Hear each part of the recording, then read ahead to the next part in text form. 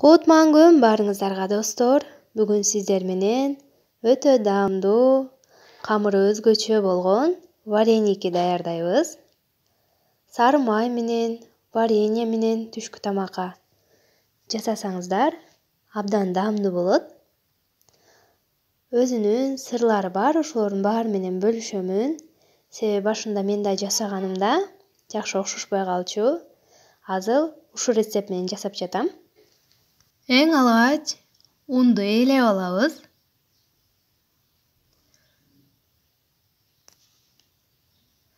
Жакшылап ээлеп алган соң кайнак сууну үстүнө куябыз. Бул эң биринчи сыры, кайнак сууга түшкөндө вареникилер жарылып кетпеш үчүн. Андан соң 5 мүнөт аралыгында муздатып алабыз. Аралаштыргандан соң туз салабыз татымына жараша.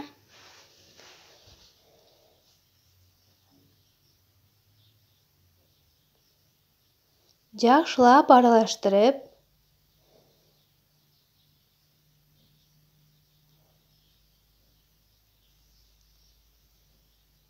бир жумуртка салабыз.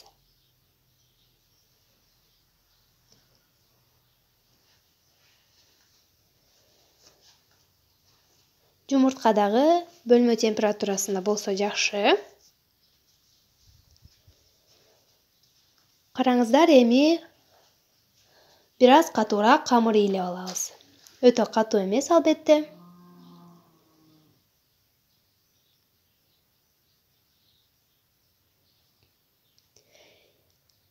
Мындайча айтканда, унга тойгон камыр болуш керек, ошондо гана бизде эзилбейт.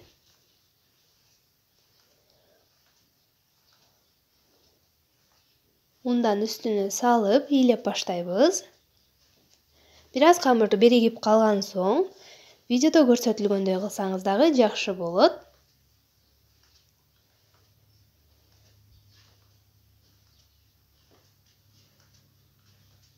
Бул камырды сууга бышылган кесмени, чучбара эмне жасасаңыз колдонсоңуз жакшы болот. Мындайча айтканда, универсал камыр. Караңыздар, колго жабышпаган, орусча айтканда эластичный. Эми мен экиге бөлүп алдым, жайганга ыңгайлуу болуш үчүн. Өтө жука кылбайбыз, өтө жука кылсак дагы вареникилерибиз жарылып калат. Ошондуктан орточо болсо жакшы.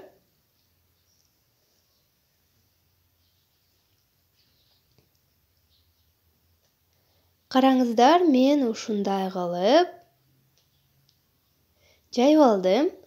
Творогко болсо татымына жараша туз жана кумшекер салдым. Табитиңизге жараша кумшекер салсаңыз дагы болот. Андан соң видеодо көрсөтүлгөндөй кылып түйүп алыңыз.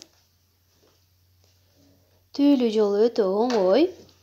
1-2 жолу колуңузду көндүрүп алсаңыз оңой эле болуп калат. Караңыздар, айлантып үстүнөн баса бересиздер.